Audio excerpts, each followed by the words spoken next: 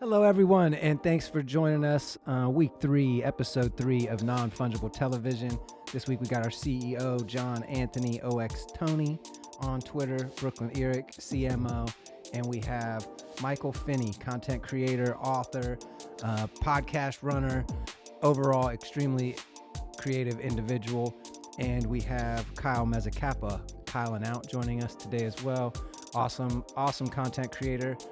Very involved in the NFT space. He's got his own projects coming up, and we're happy to have both of them joining us today, as well as our team. So welcome, everyone, and thank you for being here. So pretty big week this week. For us at Rad, we'll be updating our community notes as always. Just after the space is over, we will be posting our updates to Discord and in Medium. We had 2 team members, our head of branding, Vanessa Kincaid, who is not joining us today. She is at ETH Denver now. And we have our CEO, Tony, who is also at ETH Denver, who is just leaving today, but had some great progress over the last couple of days and some great meetings that Tony was just updating us on. Tony, you want to share anything that you just shared for the actual podcast from from ETH Denver? Tell us anything about it, please. And welcome, everyone. Thanks for being here. Yeah, welcome everybody. It's been a great few days in ETH Denver. I mean, you can just tell how much energy is out here, and so many people building so many different things. And I thought I was in the space and knew so much, and then you start to see who's sponsoring these parties, and you meet people there, and you're like, who? Wait, what is this? And then it's like, wait, it's been around for 2 years already. And so there's like a lot of those moments where it's just like there's really so much activity that's going on and so much excitement. And it's really interesting to see the types of different solutions and what people are building. And this conference seems much more focused on the building, and it's very industry. It's like NFT NYC felt a little bit industry, but it also was more about the party. I felt like, and like party and streetwear, and kind of dominated by board apes, and I don't feel like there's as much NFT activity out here, but there's definitely people talking about it. So inside the coffee shops, just overhearing what people are talking about, and that's also really interesting to see that dynamic. It seems to be very much more infrastructure centric in terms of what people are providing here, and then a little bit of talk of NFTs, and I've overheard some of it, and I know there's some things that are going on that are NFT centric, but it's less about that and more about kind of protocols, and Right. so. Is it a proper conference now? Has this been on for a few years, and is this an all week through the weekend event with panels and great speakers and all? Yeah. It's a proper event, and then it's kind of like 10 days starting last weekend going into this weekend, and then after this week there's a retreat in the mountains that some people are going to for like 3 days or something. So, but yeah, another thing that I've seen a lot of is people talking about DAOs and DAO tooling, and what the space is going to do to support DAOs and voting and your participation in multiple DAOs.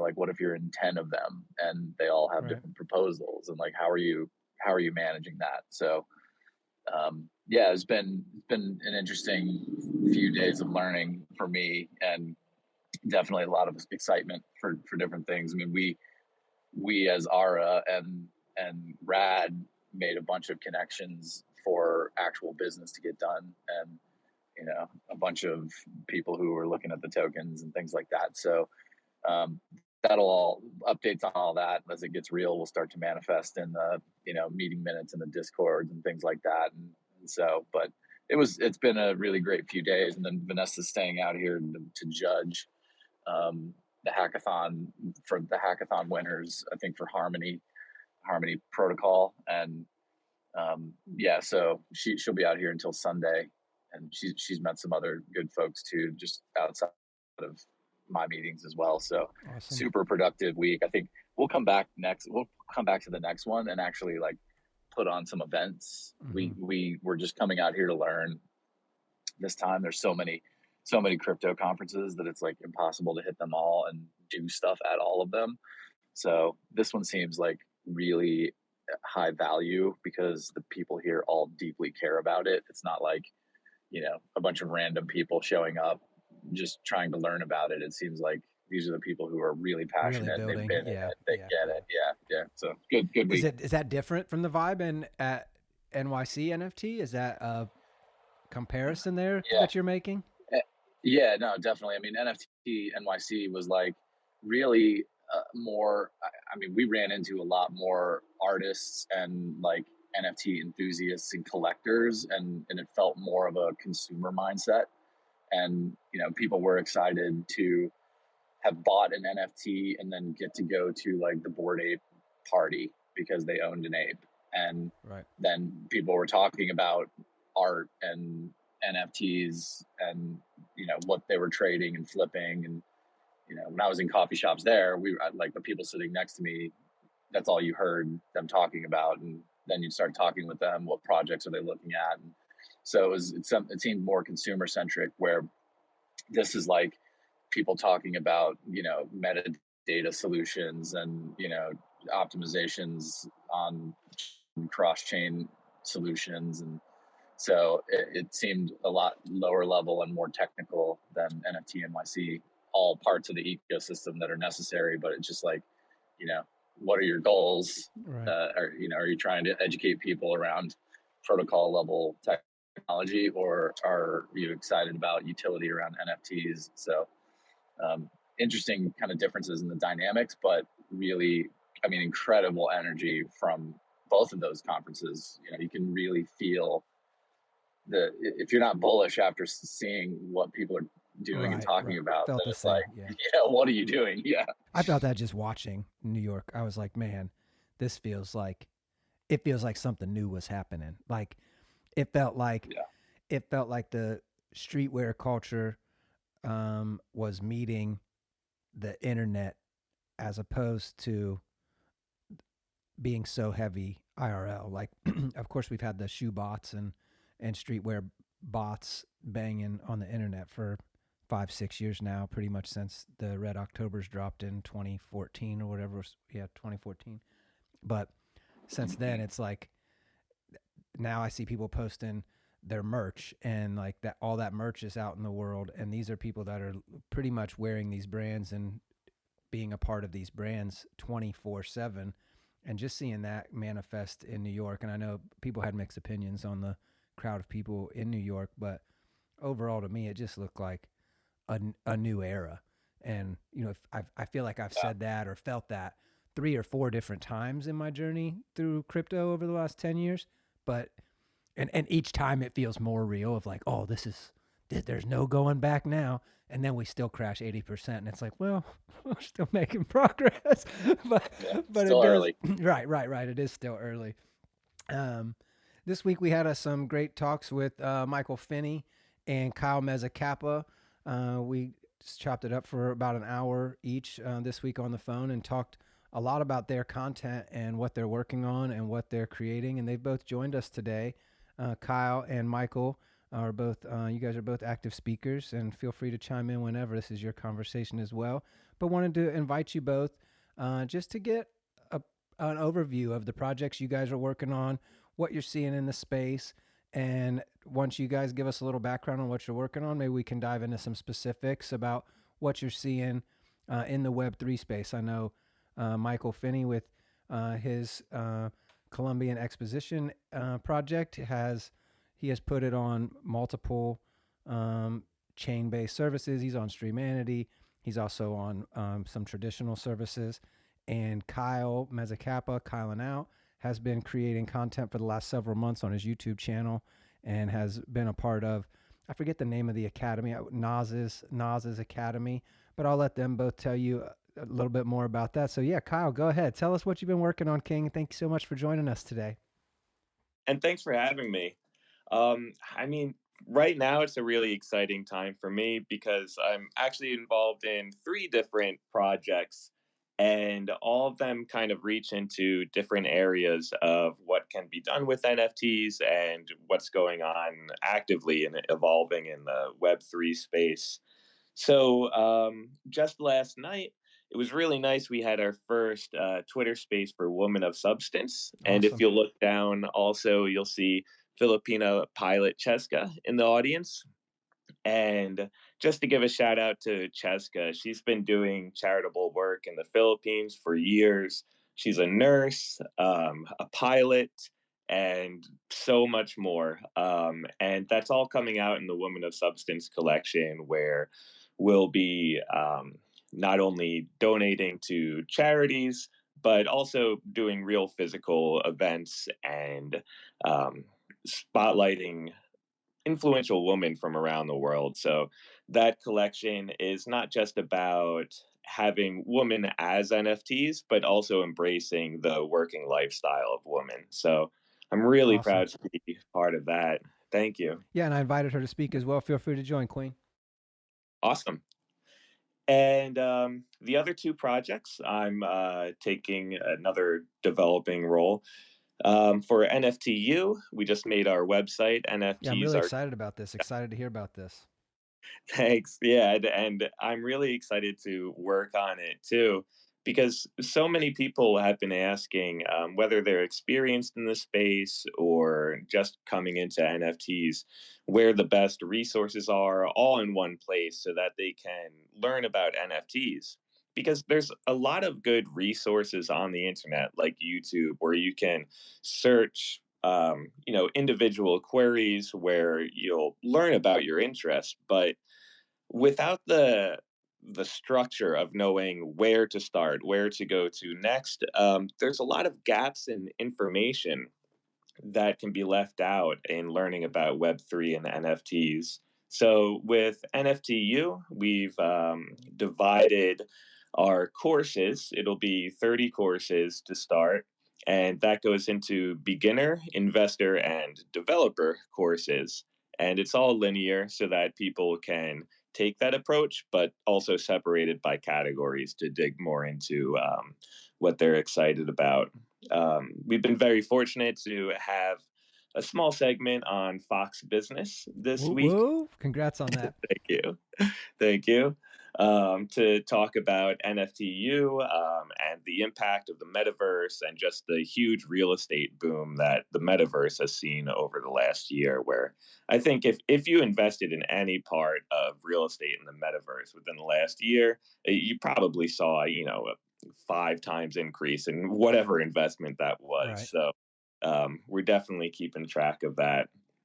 And then the last project that I'll mention is Crypto Billies, which is really fun because it embraces the musical culture um, of the world and puts it into Web3. So we'll be collaborating with a bunch of musicians, hosting spaces across the metaverse and Decentraland, especially some Somnium and Crypto Voxels as well, to incorporate these performances and make it just more interactive and fun if we could in Web3. So we'll be working with some animators there to get these characters on the stage and including wearables. And Fire. it's a fun project. So I'm excited to be working on all of this. Great. Do you have any ETA on delivery dates for this, and how far along are you in your process? Sure. So the first thing coming up would be Crypto Billies. That's going to launch March 2nd. We're actually not going to launch the NFTs that day, but we will be hosting an event with Serena Ellis, who is an amazing DJ who is really active in streaming on Twitch and also doing a ton of art, both in 3D animation and 2D. So she'll be hosting that launch party. And then following that, Women of Substance will have their pre-sale on March 5th. And if you join the Discord server, you'll automatically be whitelisted for that for the first 200 people. So that's the Nice. opportunity to buy one, get one free NFT Drop to that link for us, and I'll get it on the timeline. Oh, absolutely. And then our official collection will launch March 8th on International Women's Day. And for NFTU, we're looking at getting things starting March 16th. And there's still some details being worked out there, but mid March, you should be able to see some of the videos coming up. Awesome. Look forward to talking with you more about that and maybe your involvement with Rad and those and the NFTU like we spoke about yesterday. Looking forward to talking more on that. Thanks for sharing with Absolutely. us, Kyle. Thank you. Michael, you've got a huge project that you've been working on for a couple years. You mentioned that you're working on some AR applications. Would you mind giving us an overview and telling us a little bit about your project and what you have coming up over the next couple weeks? Yeah. Well, I don't know if it'll be in the next couple of weeks. In terms of being able to show anything, I would probably contextualize it in months. But yeah, so what I'm going to do is dig up this tweet and hopefully I can share it into the space. I think I might be able to. We'll see how that goes. But the project you were talking about is Chicago 1893. What I've been doing for the last couple of years is kind of diving into the Columbian Exposition. So I shared this tweet into here. You can take a look on there. There's like a preview commercial and some links to the film on Amazon and the book, which just got a refresh. So the second edition is now also available on Amazon as well. And this is kind of like an event that happened about 130 years ago in Chicago. It was basically right on Lake Michigan on the south side, near what is now the Museum of Science and Industry. But then that building was known as the Art Palace. And there were 600 acres of grounds there that were kind of filled up with all these different attractions. This was the first time that the Ferris wheel was, constructed ever and on display for people to ride and kind of see a very bird's eye view. There weren't a lot of tall buildings at this point in time, so getting that far up into the air was like a novelty, at that point in time. So I've been exploring this event through photographs, going into the city when that's an option, and doing some filming, digging through archives that are available through some of the organizations around Chicago, museums and the Art Institute, and a handful of others, and digging up what are elevation drawings and schematics and design documents related to some of the larger buildings that were staged around what is called the Grand Basin. So there was like let's say like a system of canals that you could enter into Jackson Park from Lake Michigan via boat, and then take a tour through this area. And the largest structures were right around the Grand Basin. So what we've been doing, as I said, is digging up all of these archived architectural renderings, of these buildings, and then replicating them as 3D assets. So we're about halfway done with that. Looking to get, a few more finished this month and early next month, and then planning to do kind of a first reveal of the work that we've been doing very shortly after that, targeting May or at the very latest June of this year. So by summer, we'll be showing and hopefully allowing people to experience at least a small part of what we've been doing, if not, a much larger experience inside of augmented reality that will basically allow you to walk within the Grand Basin. And these are 1-to-1 scale renderings. That's this incredible. Is not like, these are not what you would call like miniatures in any sense. Like if the building is, 60, 70 feet, 700 feet long, you will physically be walking the length of this building to get to the end of it.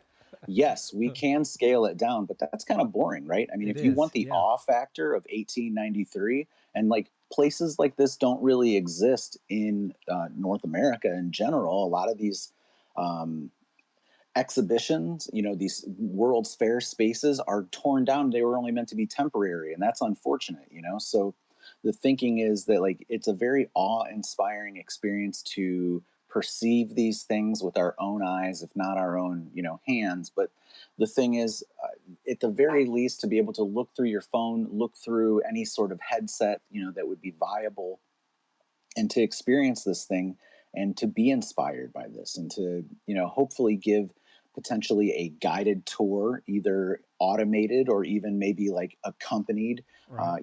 live action. A human being could be walking with you, or we could do some kind of program thing. I think the director of works, his name was Daniel Burnham.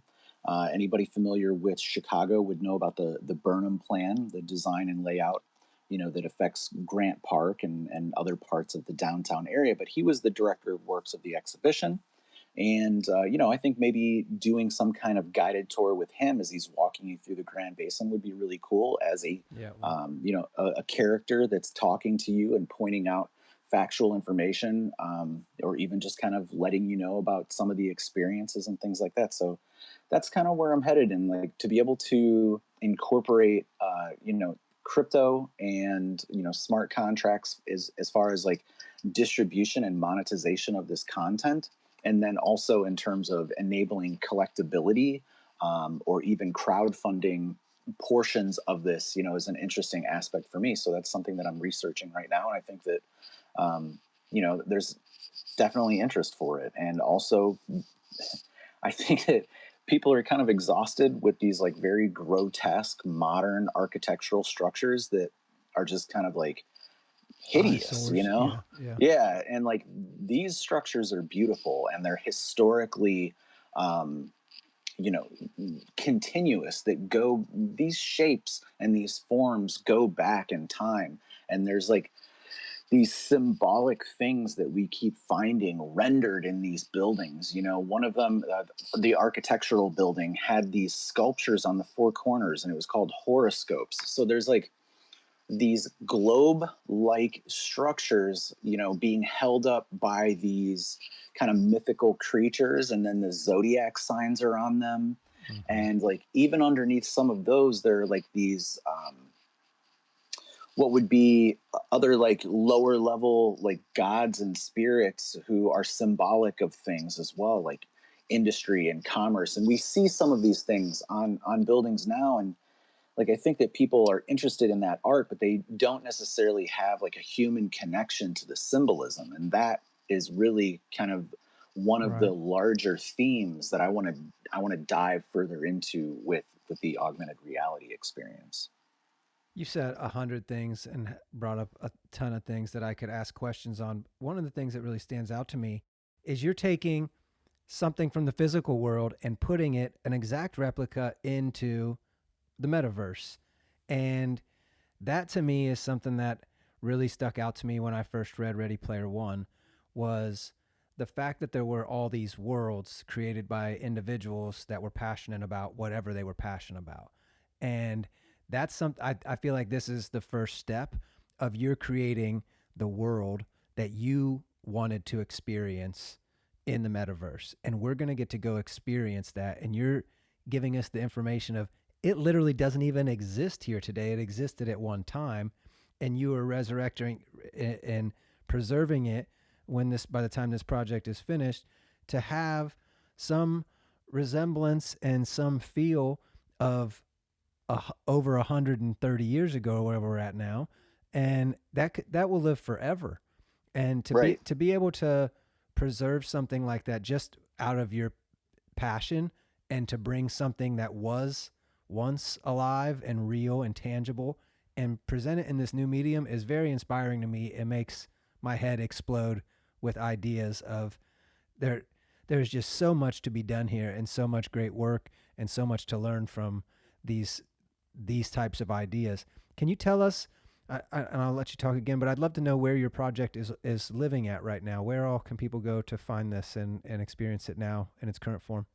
So let me dial into one aspect that you touched on first, which is the relationship between the digital and the physical. And this theme, particularly to me, is something that I have been harping on for like a decade, right? Being able to bridge this divide, this seeming divide. So like when we talk about virtual reality, we're talking about something that's fully immersive and like a disconnect between our physical reality, right? Where like we're put into this fully digital space. And while I definitely want to do some kind of experience like that, and you know, maybe have something on rails or more narrative where people are able to engage and participate that way, this first step is augmented reality, right? Which is to say that we're going to pull these digital things and we're going to layer them onto the physical real world where we live today, right? So like if you are in Chicago, right, and you're in Grant Park, we're going to put the Grand Basin right into Grant Park.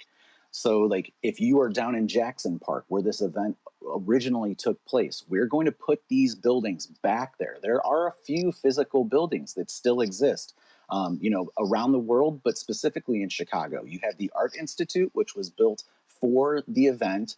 It was basically like a meeting place for all of these conferences, which were, you know, political and cultural and spiritual in some cases as well. And then you have what is today the Museum of Science and Industry, what was then the Art Palace. And it was built, it had to be more permanent because all the countries that were loaning artworks to this event would not send them unless there was something that would give them a little more insurance that the you know, city that had had a huge fire 20 years earlier wasn't going to potentially ruin their priceless artwork. So that was, you know, these two buildings are still there, and there are some other little structures around the world that still exist today. You know, less magnificent, but no less historical. So that's really kind of like this first thing, is to be able to render this place digitally in the physical world so that people can have an experience that is akin to, you know, Pokemon Go, if you've heard or participated in that. Now, the next thing is also to bring these buildings into the tangible reality. So what we're experiencing and kind of like playing around with now is 3D printing the buildings. So I've got one building that is now 3D printed. You know, it's very cool to be able to see this building physically again. You know, you can hold this thing in your hand. We could scale it up and make it bigger, or we could make it even in parts and segments that people could assemble themselves at home or something like that. You know, so we're kind of exploring that in regards to some of the like smart contract monetization stuff too, because I think that is something that people really like, to be able to like have an object, you know, that they can stage in their home or put as part of their collections. There are a lot of collectors of World's Fairs and the Columbian Exposition in general. So like to be able to give them something modern, you know, and continue to keep this thing alive, like you were saying, that is the important part to me. That's what drove me to do that thread in 2018 and to turn that thread into a book, and then to say like this book could be a documentary, and you know, what else can I do with this thing, and just continue to rip through content ideas to manifest ideas into various realities and various ways that people can participate and experience this thing, because it is a cultural legacy, not only of the United States. I consider this to be the doorstep of the 20th century. But in terms of Chicago, it is a historical event that actually, you know, put the city back on the map after the big fire of 1871. And there were over 25 million people that passed through the gates of this thing. And that's in 1893. How long did it run? It only ran from May until October of 1893. So that, you can imagine, that's hundreds of thousands of people walking around 600 acres of Jackson Park on the south side of Chicago every single day, right? Wow.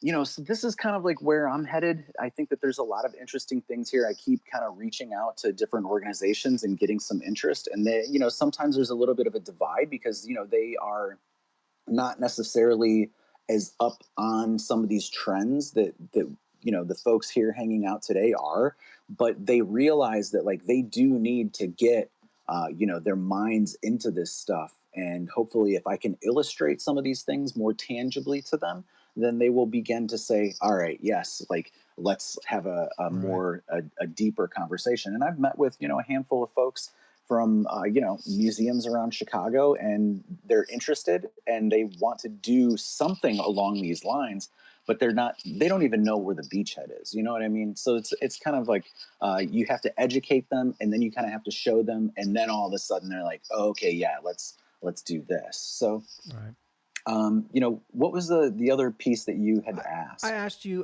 where your stuff was currently stored, and I have a follow up to that too. Of what kind of things are you creating right now, and who are you working with to create these things? Are you making objects? And also while I'm talking, there's like a scratching noise that I think is coming from you. Yeah, whatever that was. Yeah, you know what? It's my microphone that's touching my shirt, so I apologize. That's all right. So what we're doing is these are all digital objects. So if you're familiar with Blender, that's kind of the program that I work with, but we also work with SketchUp. So there's a couple of us that are kind of working in things. I am doing what was known as the Statue of the Republic, and I am an absolute amateur at doing this stuff. So it's taken me a long time. I started on it last year, had to take a little bit of a break from it to work on some other projects, have returned over the last month as I have finished up some stuff that I needed to get off of my plate, and am hoping to kind of show that before too long. It's in a pretty decent state, but like texturing is kind of the next phase of things, and I have literally no idea how to do that. So that'll be the next group of tutorials that I watch. It's really interesting how many different areas of expertise it requires to create something in this space. And Kyle, you're saying you're making 30 videos that explain to people how to bridge these gaps. I think it's a great idea and a very keen observation on your end, and pretty fitting that you came into the space a year ago and you're seeing that this is a problem and then delivering a solution. And I like, same with you, Mike. You're taking something that most people haven't even learned how to navigate into the space and trailblazing. What does it take to actually get this done? And as you're saying, you're presenting to some people, they want to see something, because most people aren't going to invest in roadmaps in the traditional world. And that's kind of where your focus is, it seems, is you're in the art world, in the tangible world, and they want IRL today experiences, things they can do today, things that would be monetizable in X amount of time, not in 10 years with maybe some people showing up. So really appreciate both the work you guys are doing. Hey, we got a friend here. His name is POORMARTY there. He is pretty experienced with a lot of this kind of stuff. You might want to pull him up. Got him to speak. Yep, just invited him. Yeah, thanks for that. Perfect. Thanks for joining us, POORMARTY, and welcome.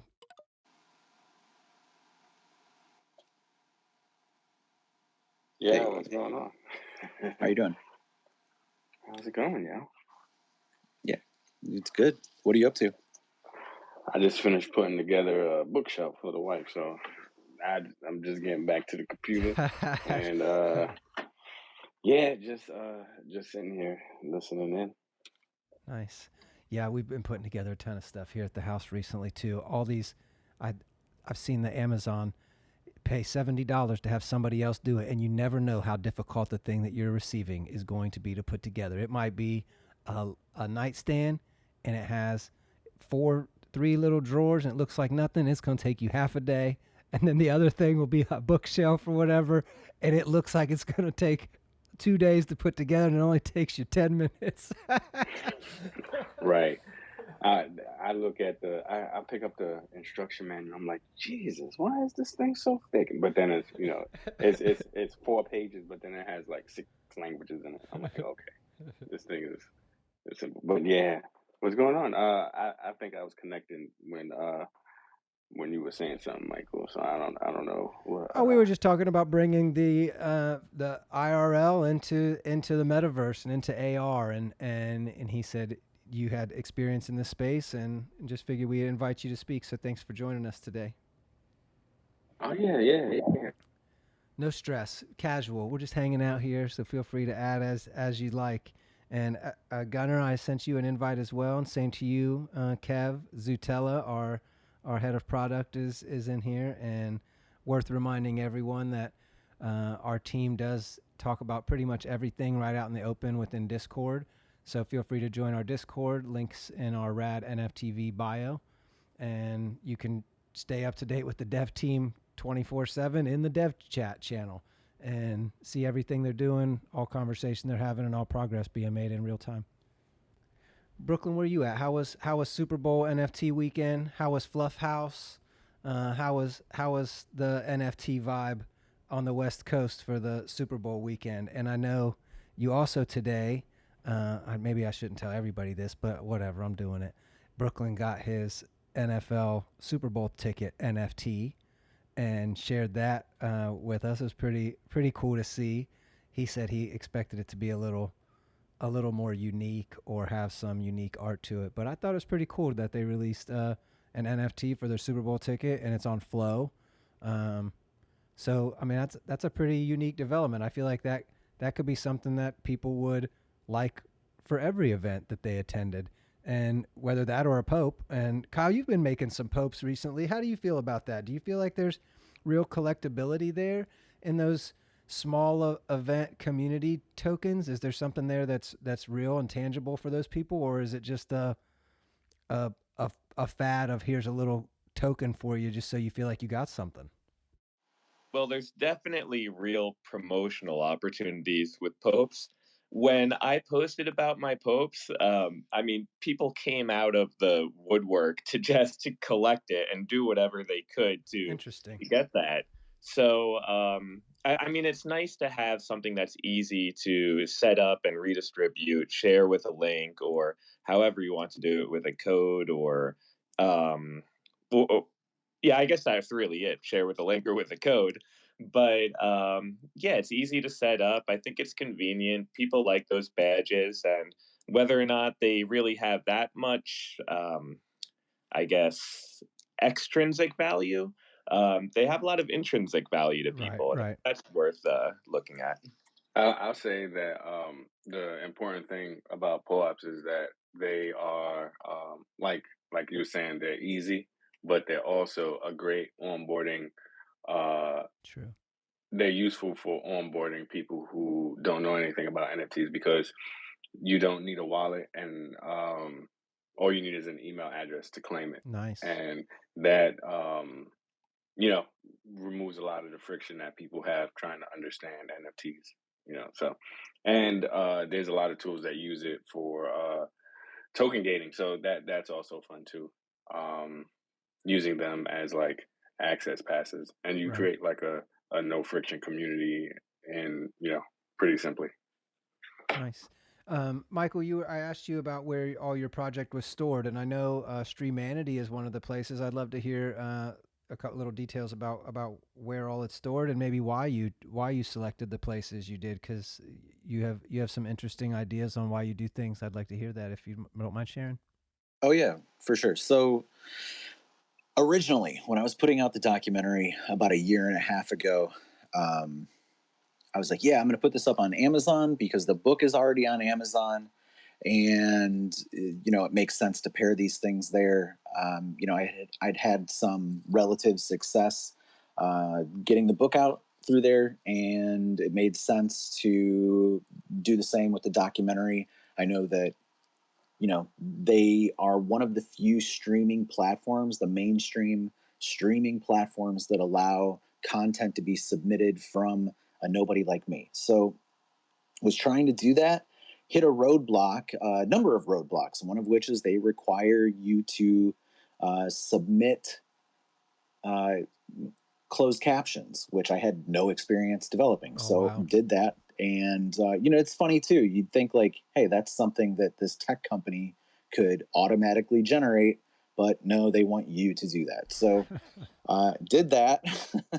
Then turns out that the format was not correct, and I didn't have the capability to generate the format that they needed. I got some help with that, and eventually successfully submitted and got approved. But in the meantime, while that was happening, I was like, I really personally wanted to get the documentary made available within what would have been the exact 2-year date of the first tweet in the thread that I started in 2018. So Streamanity allowed me to do that. I was able to meet that personal goal and put it out on Streamanity and monetize it for crypto, which is fine. That's good. And like I was very happy to be able to do that. And as I continue to look around and search for places to distribute this, because again, really it is like you want to, as a content creator, really meet an audience wherever they are, and develop an audience wherever they are. Not everybody, has access to the documentary, even through Amazon Prime. So because I only have English subtitles, I'm only allowed to distribute that, in the United States Oh, interesting. and the UK. And then even if I created subtitles, additional subtitling would only open up the German market and the Japanese market to me if I created German and Japanese subtitles. So relatively limited. I do want to do that at some point, but it's not like a major priority for me right now. Did speak with some folks about doing that, and maybe it'll come along at some point. But in terms of opening up the documentary to a more international audience that did not require crypto to be able to participate in it, I loaded up the documentary to Gumroad, because that is basically a very wide open platform that allows content creators to load up their content and distribute it and drive traffic to it anywhere in the world. And that is cool to me. So like, as you've kind of mentioned, I like to find whatever market or whatever platform or whatever channel I can to get these things out there, because you never know what relationships will start from those things, but also to be able to make sure that people, have this stuff available to them, regardless of where they are, is valuable in general. I agree. You know, What network is Streamanity? Is that BSV?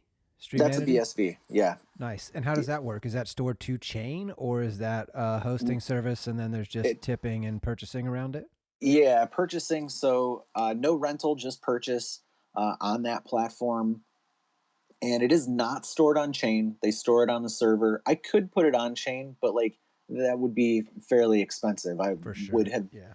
in terms of that documentary's, gigabyte size, like it would have Mm-hmm. been inhibitive in terms of pricing. And again, this is a gourmet tofu dog, stand that I'm selling this thing. Right. Like this is not necessarily like a blockbuster.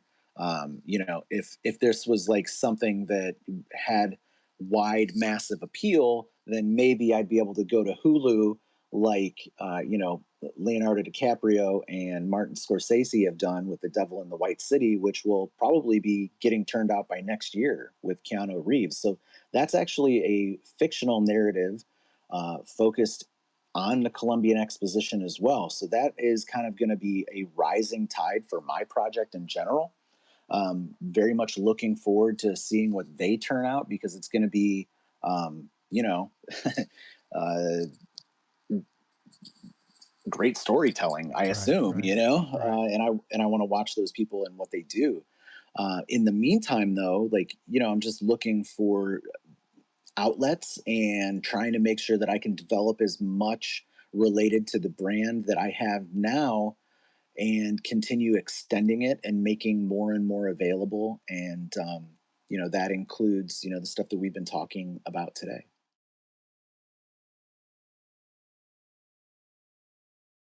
Awesome. Yeah, I'm looking forward to everything you have coming. You're always working, always churning out stuff, and I was really looking forward to being able to join some of your show. What was the show you were doing regularly on Twitter called? Party Line? Party Line. Yeah, I was looking forward to joining some of the Party Line chats, and maybe you'll fire those back up again in the future, and I could be a part of a couple of them. But Yeah, man. you're just always working, always cranking out stuff, really inspirational. And me personally, I've really enjoyed your Twitter feed over the last several years, and I look forward to everything you're doing. So anything that we can do to help or promote, myself personally or us at Rad, feel free to reach out and tag us wherever or drop a DM, and happy to blast that out to our community and help reach as many more people as we can. Yeah, of course. You've been awesome, dude. Like giving me a couple of tracks to use in the documentary was a huge help, My king. establishing atmosphere. And, like I'm a musician as well, but I actually ran out of music that I was willing to kind of couple into this thing.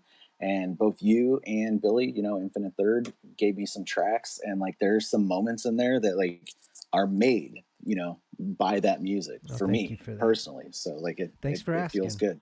I appreciate you asking and being able to contribute to something like that. It's not every day people are reaching out for tracks to go into their content. And I know like Infinite Third really, he pretty much, don't quote me and don't be mad at me, Bill, if you've changed your mind on this when you hear this, but he pretty much says like anybody who's creating anything, go ahead and use his stuff because he wants to contribute. He wants to make it easier for people to be able to grab music and stick it into something. And just because we spent so many years, now it's not so difficult, but we spent many years, Brooklyn as well, Tony as well, creating things that it was difficult to find music that you needed for things. And it's like, if you're a musician yourself, it's not as easy to just fire up a 2-minute track and be like, oh, I'll throw this is a throwaway I can put into something. It's like that. If you're not inspired creating it, it's not going to be good enough to make the piece. And then it's like, well, if I'm going to be spending weeks doing this, now I've got to spend an additional 6 months on the project just to get the music done. Right. And like, it's really gotten a lot easier over the last, that's 5, 6, 7 years, and seems to be trending in that direction. Hey, poor Marty, you joined us and you've spoken a little bit. I'd love to hear more about what you're seeing in the space. And that goes to you as well, Kyle and Michael, King Harju. I invited you to speak. You've been here the whole time. If anybody would like to jump in, feel free. I'll quit talking for a second. Come on in. Dude, Marty, talk about what you're doing. So, all right, let me gather myself, eating some pizza. But man, I guess I'm doing a few things, right? So, like what I started out with in I don't know, beginning of last year, I'm a Vtuber, right? So I stream as an avatar. So basically a game dev, but I don't build games. I guess I build more interactive experiences, and I stream to Twitch. So my experience is I stream as my avatar, but you're able to interact with the world through the chat in Twitch, and that I'm streaming a show.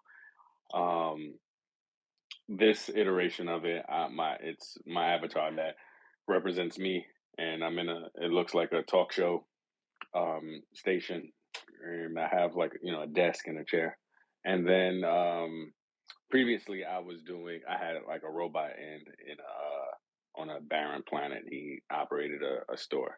Like around the things that I'm building a whole world.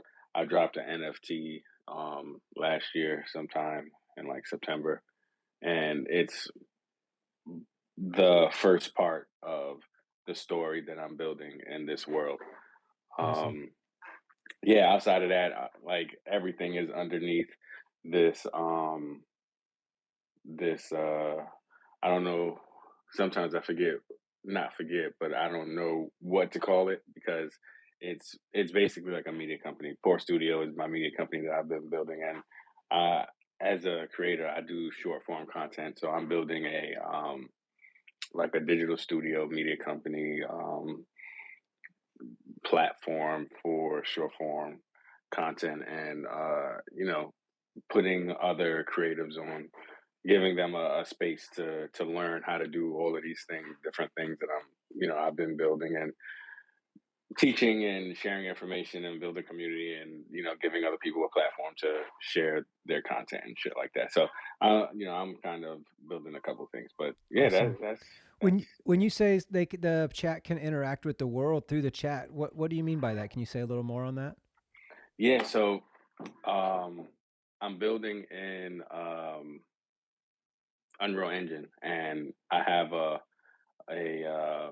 plugin that works with Twitch, and so when people type commands in Twitch, like command, like exclamation, uh, whatever, like the commands, like activity, you do whatever it is, yeah, exclamation, whatever, yeah. and it'll cause things. It'll trigger events in Unreal Engine, and I can make anything happen, really. Wow. So is it a complete interactive stream that you don't even know what's going to happen when you're going in?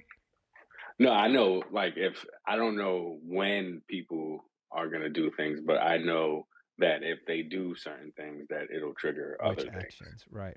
things. So are you walking around the world in here? And what's your Twitch channel so we can all check that out? Is it in your bio and in Twitter? It's Poor Studio _. So twitch.tv/Poor Studio _. So I'm not walking around. I'm sitting at the desk, but I can walk around. But I'm sitting at desk. I'm a talk show host, basically. So I kind of meant your avatar. You said you are the avatar, and I'm sorry I'm not familiar. So like, you're sitting at the desk as the avatar, and then interacting with them as the avatar.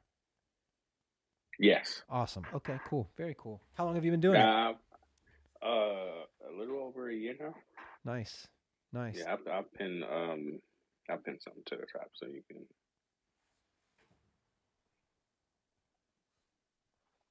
Well, thanks for sharing. That's really cool.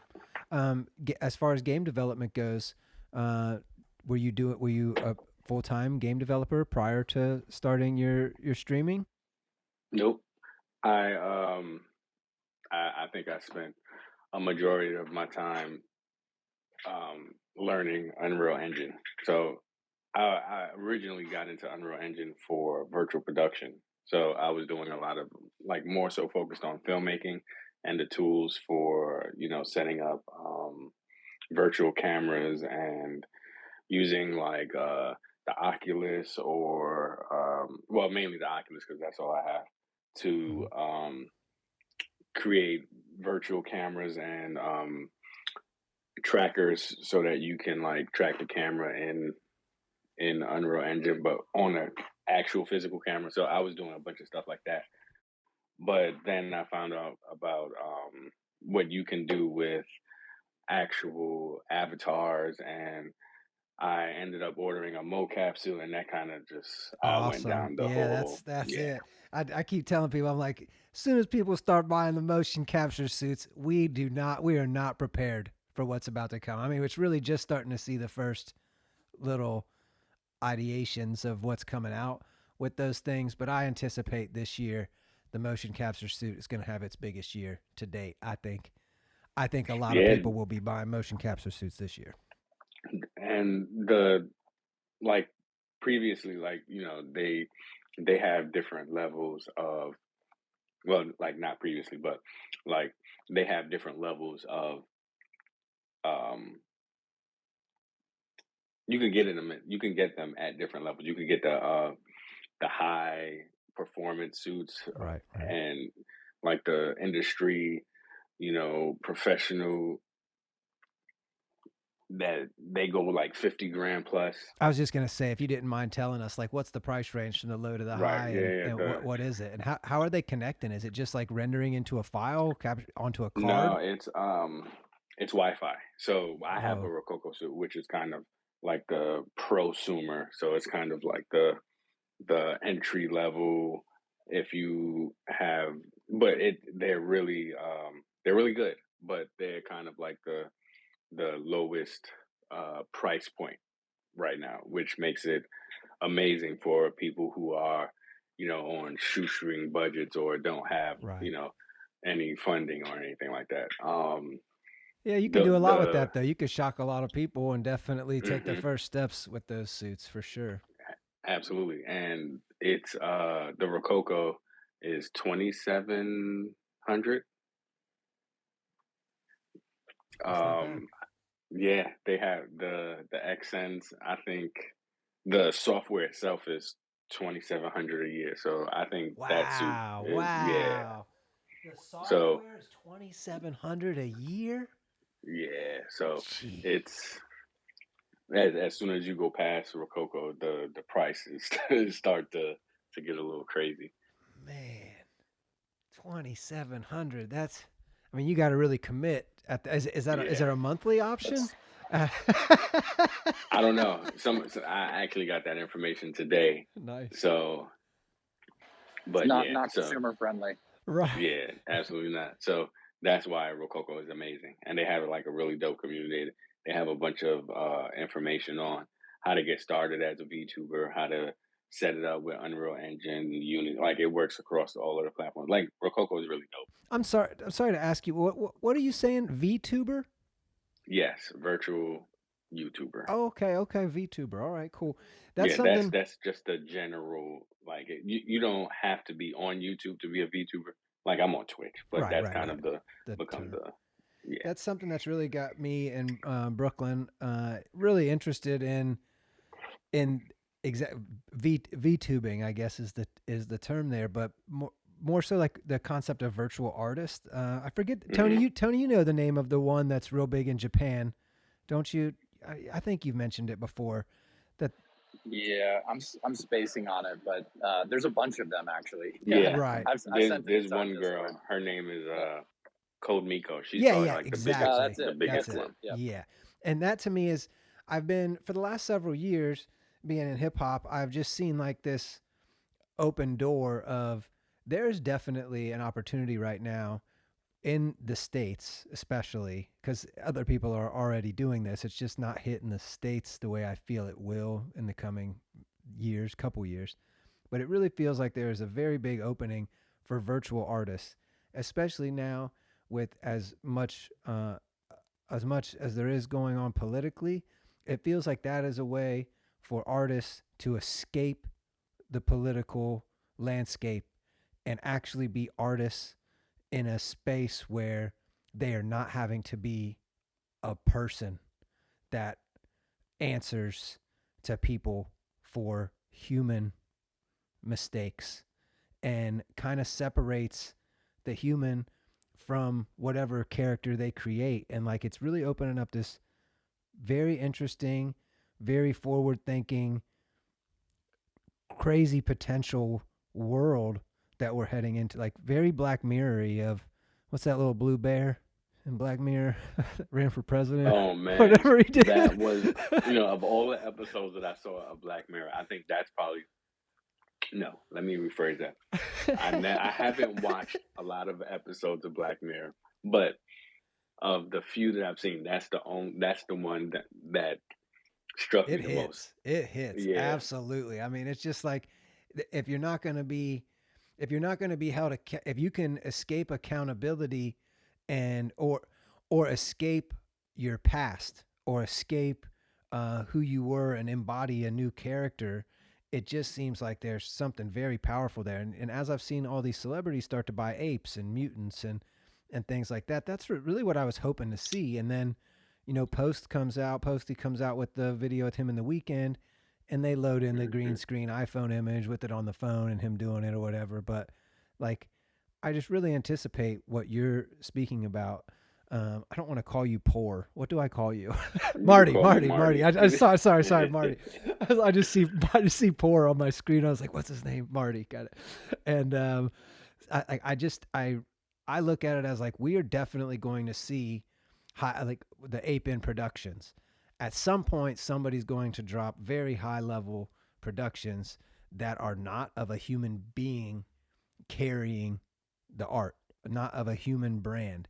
And that's something I've been thinking about a lot and about the different decisions that go into that, because you can't create a Homer Simpson or a Tony the Tiger if the voice changes all the time. You have to really commit for this to be a brand, and you have to commit to the content you're creating and the vision that you have for this IP.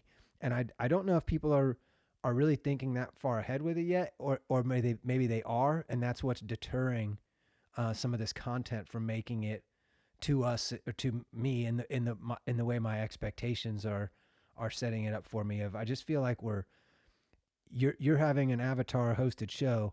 When are we going to have avatars doing the news on a regular basis that aren't going to have to answer for the news they're reporting, because they're not going to be real people? And I think that's now, right? I mean, any day. Yeah, absolutely. I think there's a couple different things happening, right? There's just the idea that this is like cutting edge technology. there's, different levels of where the cutting edge is. But like with avatars or with like the metaverse, there's like the avatars, and then you have like the headsets and all of that shit. But this is pretty much like cutting edge. So not everybody trusts it, and not everybody believes that is really into that shit. Like I Right. remember back in March, I was telling people about the thing. Not back in March, it was maybe the beginning of this year, or that like September, October, November, like the end of last year. I was telling people about the things that I was doing with my avatar, and they were like, "Oh, that's blasphemy!" Like I was like, "What?" And That's that was hilarious. kind of just, and that was the end of that was the end of that. Right. But now Facebook changed the name to Meta, and now everybody's talking about avatars. Yeah. So Yeah.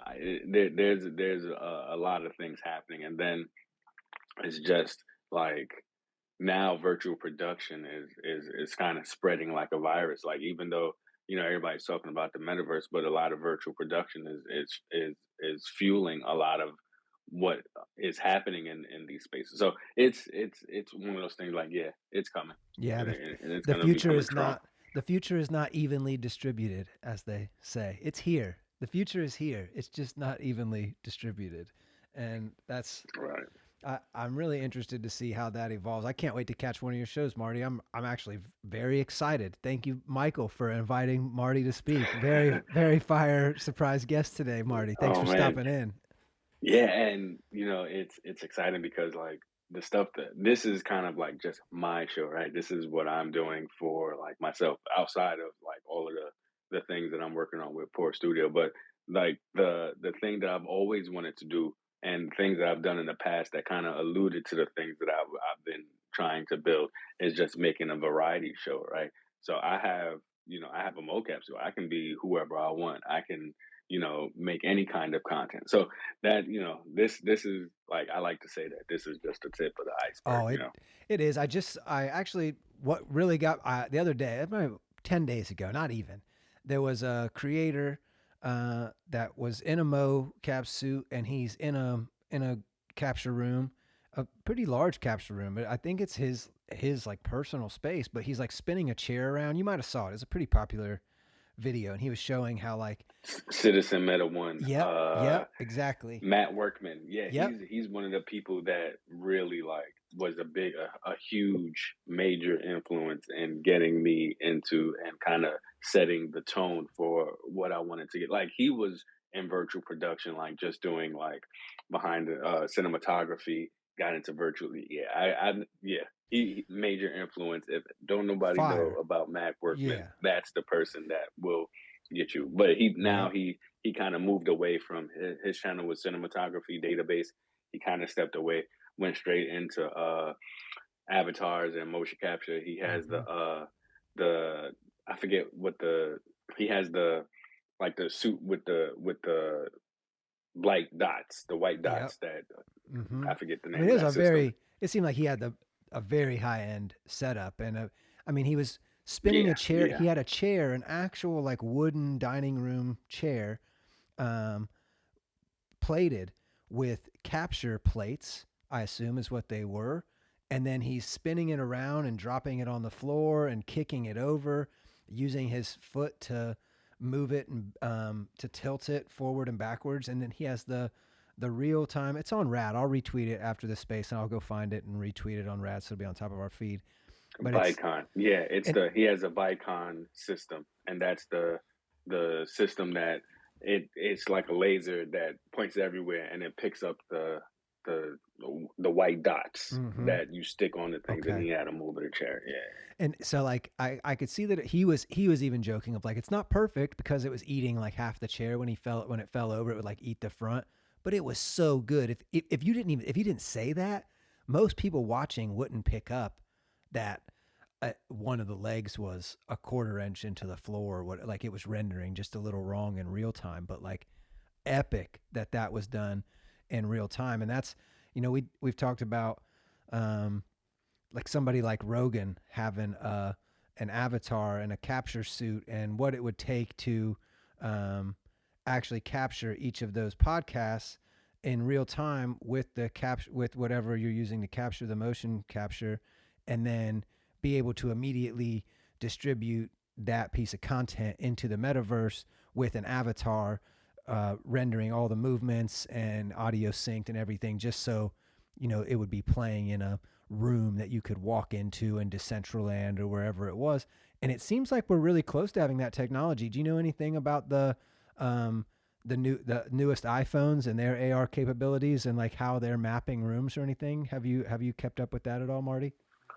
Yeah, it's actually pretty crazy. So I use so the newer iPhones have LiDAR, and I've been seeing a lot of different things people have been doing, and being able to like create AR experiences that you can actually like have the character like, I think Jadu, there's Yeah, the boards. Yeah, they're doing some fun stuff yeah, that they have the jetpacks, but before you pick up your jetpack, you can like walk around the room. I saw one video of theirs.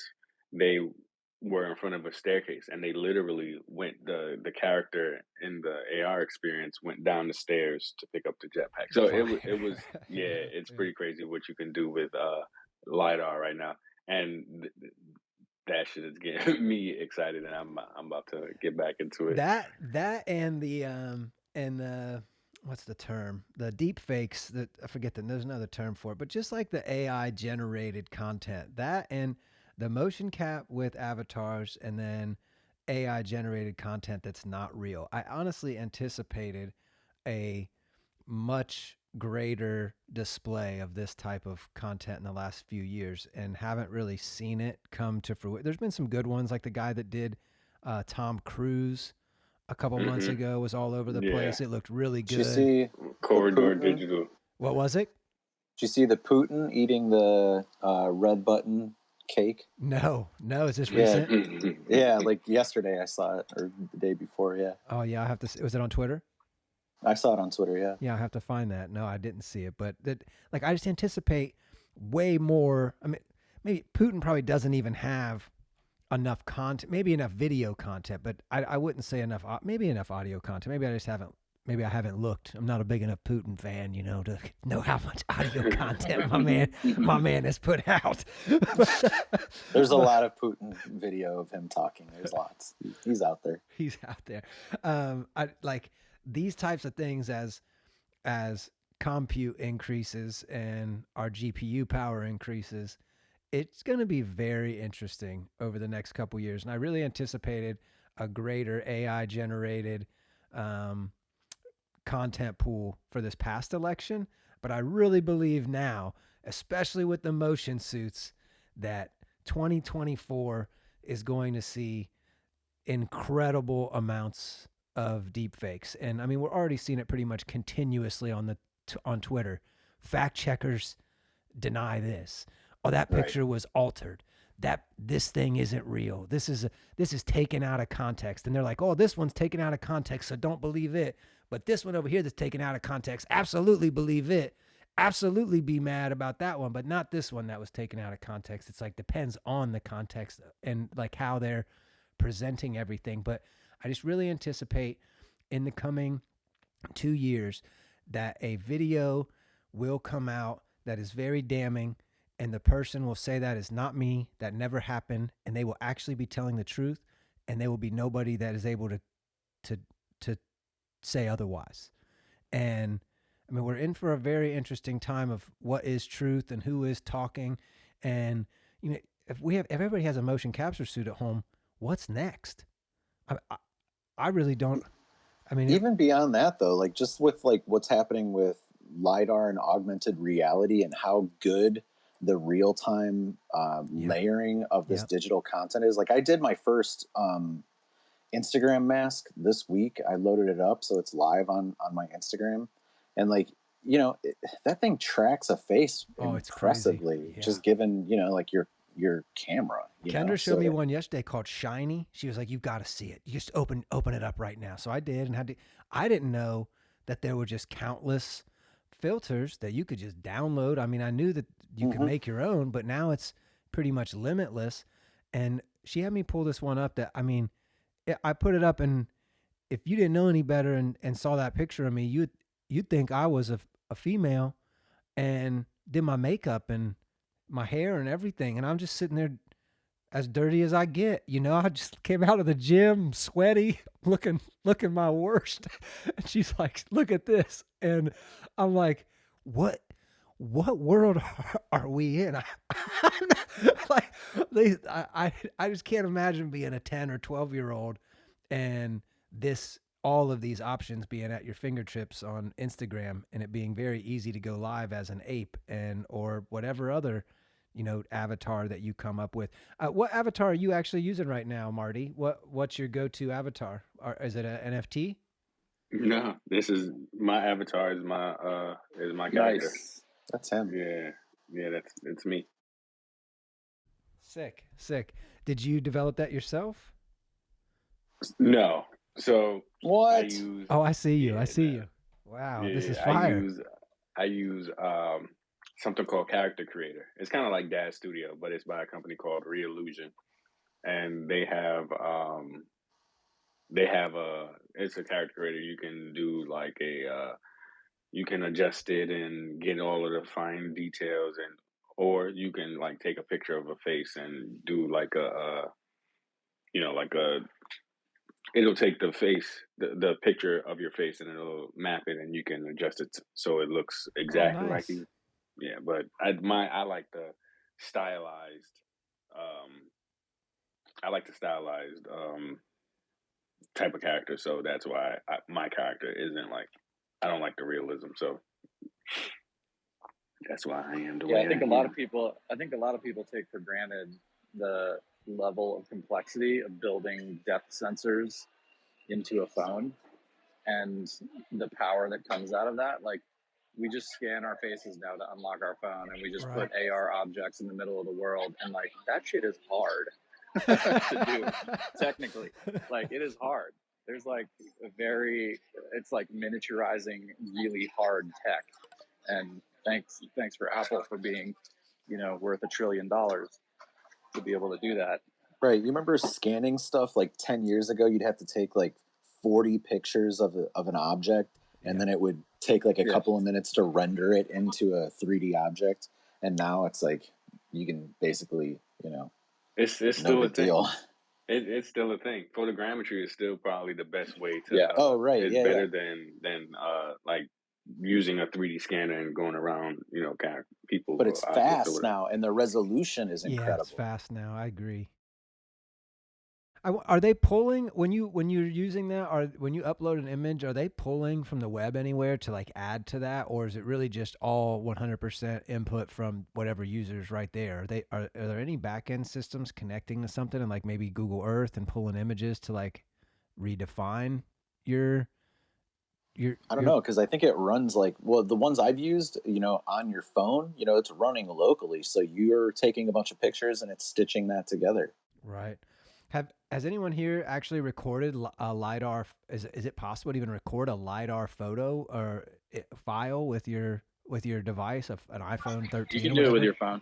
Can you? So I could just. Yeah, there's a couple apps that do it. You just walk around the object with your phone, and it will take all the depth data and the image data and layer them on top of each other. Yeah. Incredible. Thanks for that. I'll have to check that out. By the way, I don't know if everybody on this call even knows this, but in the Rad app right now, we have a full-blown AR hologram of Elliott Sloan that was captured. So he's a 5-time X Games gold medalist inside the Rad app that is basically using Microsoft's HCAP studio, and we're partners with them actually, so developer partners, and we're the first consumer-facing implementation of HCAP technology.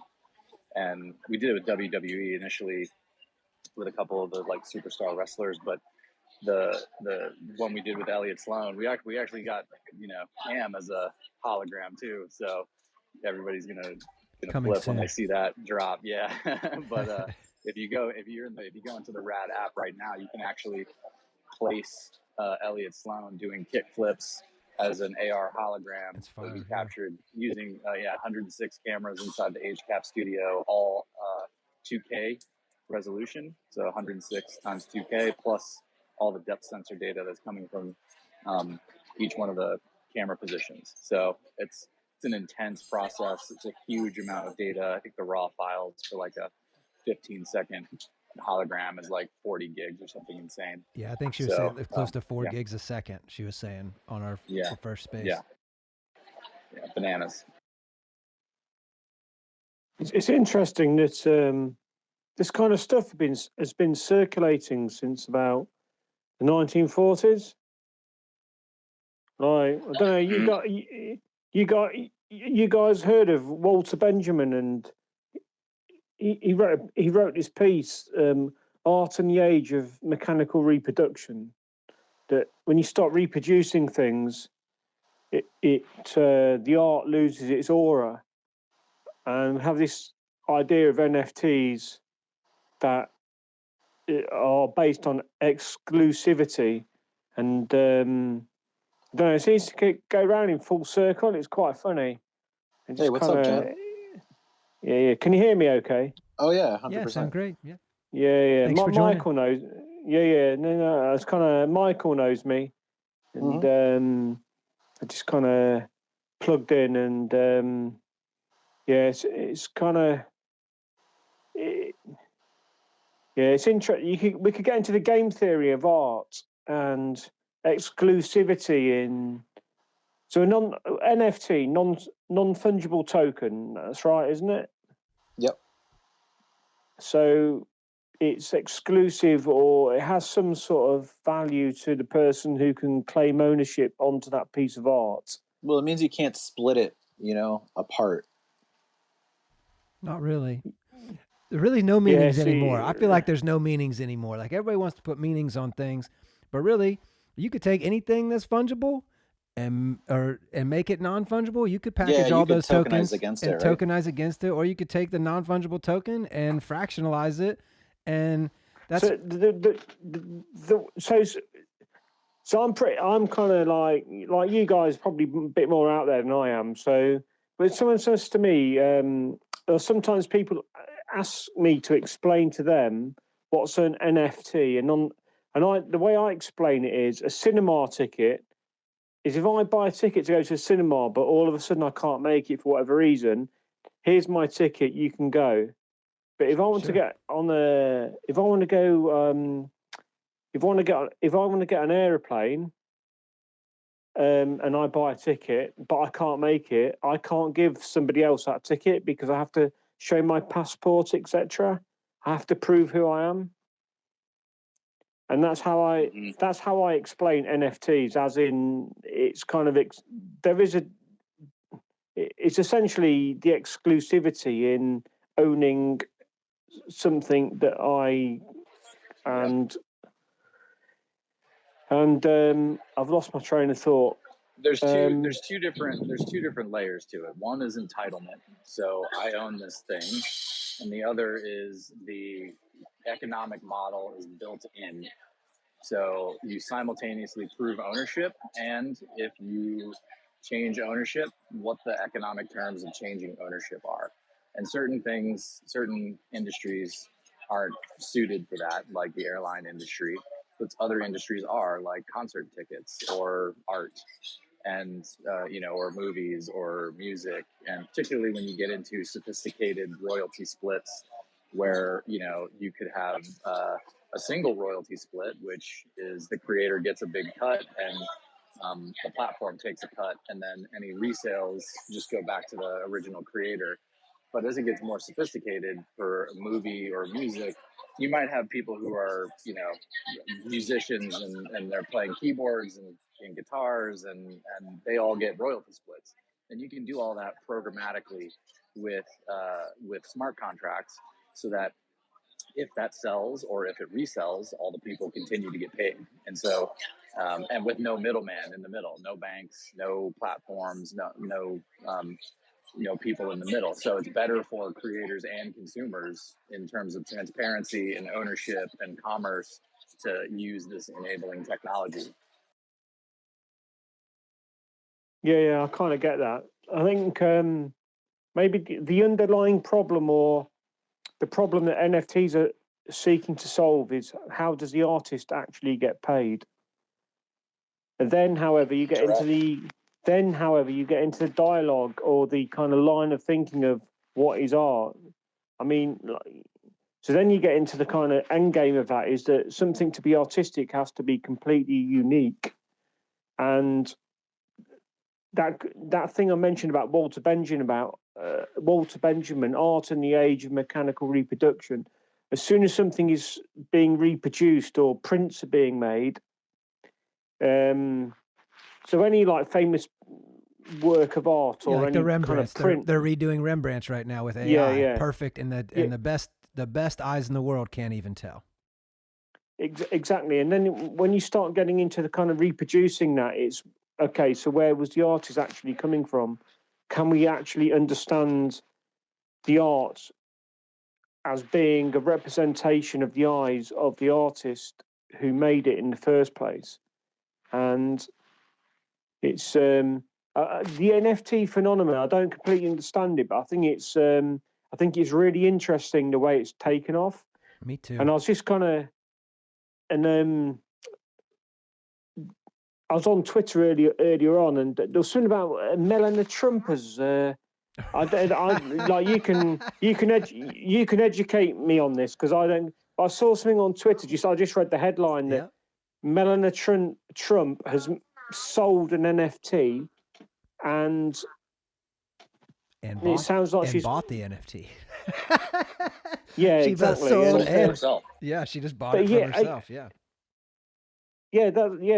And then, but a year ago, like her husband Donald, or 2 years ago, 3 years ago, was saying blockchain or Bitcoin, etc., is the biggest fraud ever, and it seems to be it's interesting in terms of.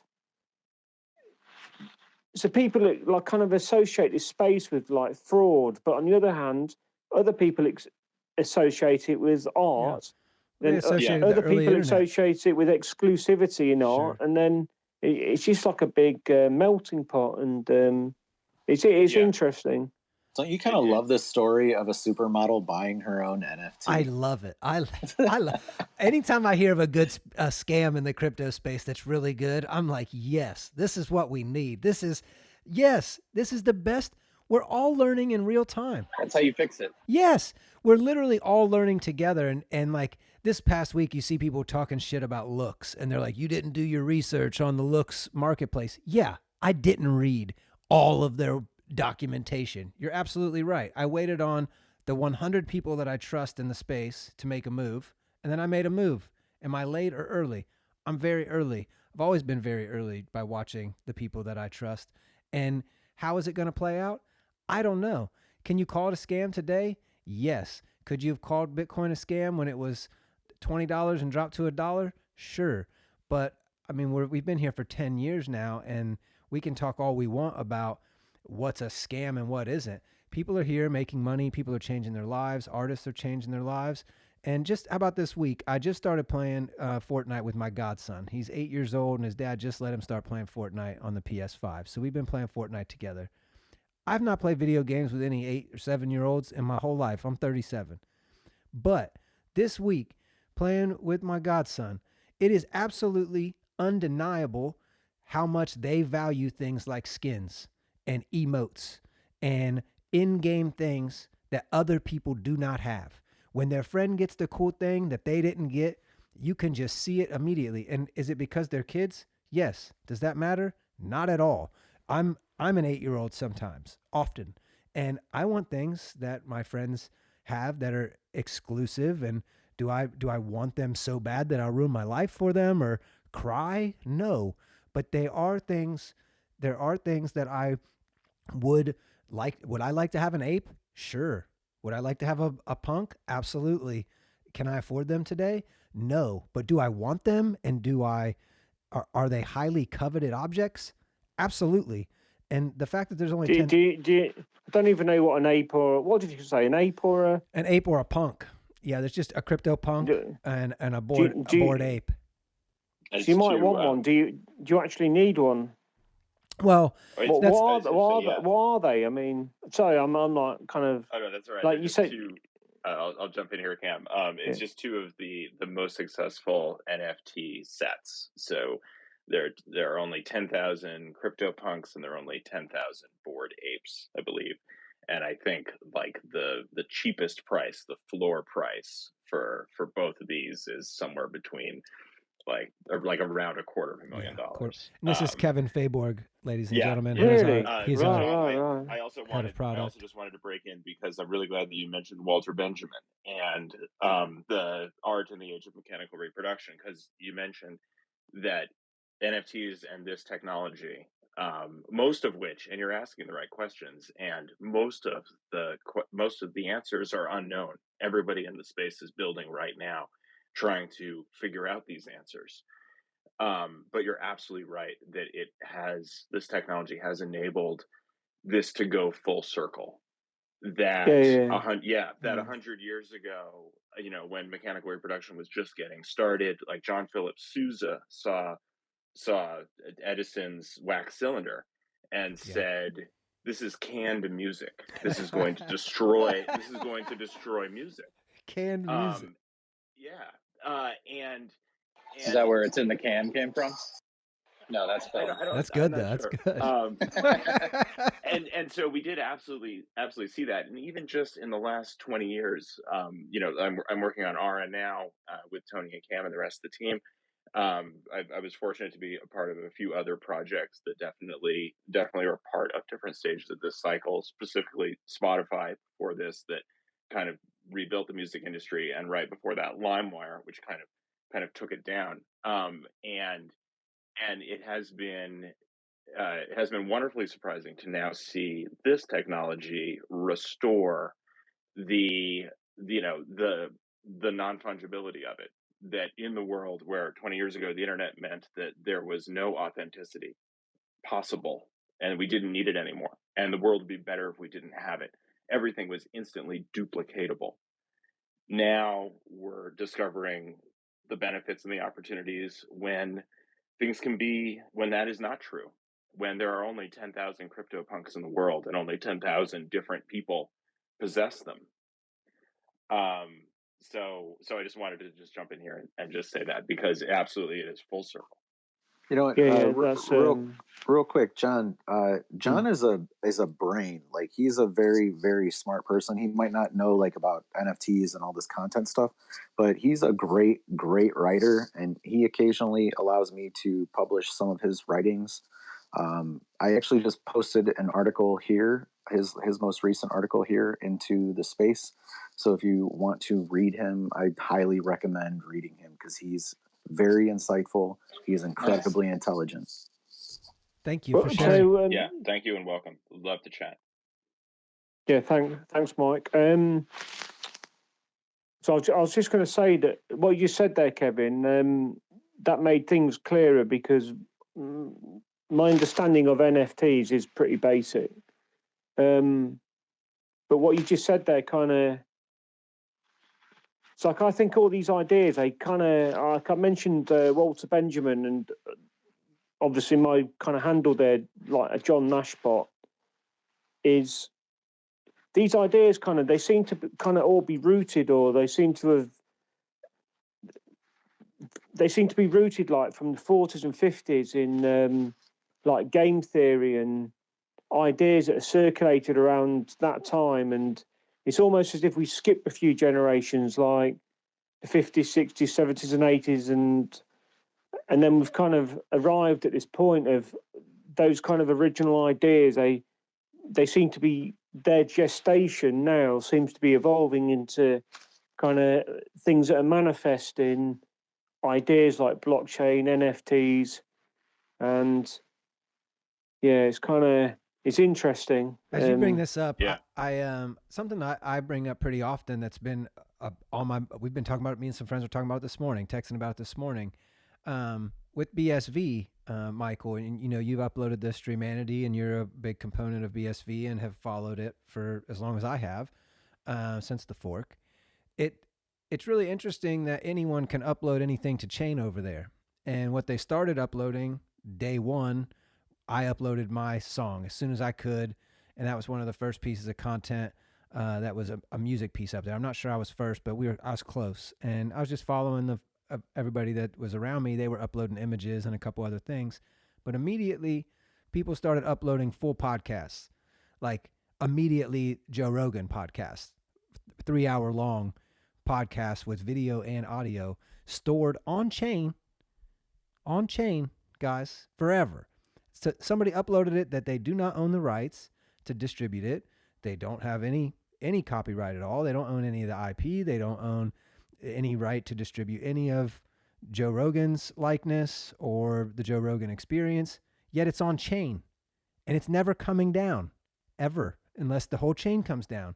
So as people are yelling copyrights and patents, and you say things have come full circle, I feel like things have come full circle more than once already. 2 circles. Yeah, two circles is exactly right. They're 2 divergent circles. You know what I mean?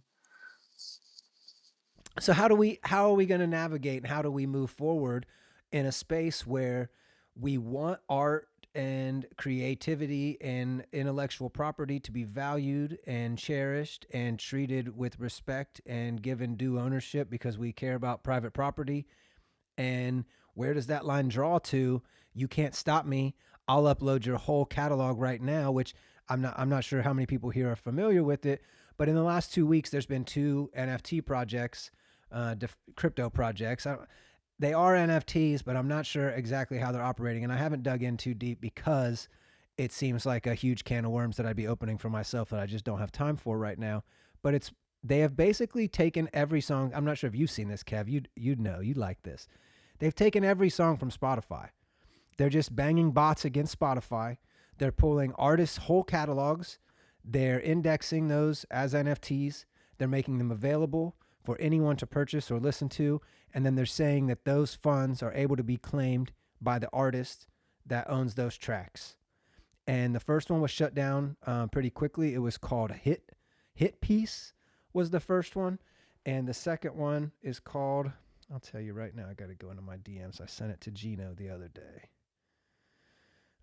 It is called NFTmusic.stream. And they uploaded literally every artist from Spotify. And like Bill called me, Billy Mays, Infinite Third on Twitter, called me and was like, are you seeing what's going on with Hit Piece and the NFT music? And I was like, no.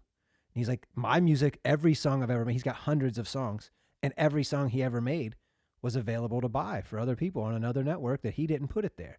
So like, how do these worlds merge together?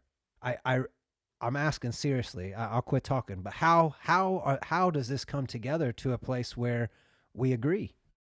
Or maybe it's just that we just like there's ongoing dialogue in just like simple terms of human language. I just talk to each other. I don't think they're gonna agree. You know, I think that like what's gonna happen is you're gonna have these traditional gatekeepers who are gonna like blacklist some of these platforms and some of these addresses, or these locations and this content, and they're gonna say, look, you can't touch that stuff through our devices. Like that's absolutely something that Apple could do. Possibly a handful of others, can basically like push that stuff to the shadows.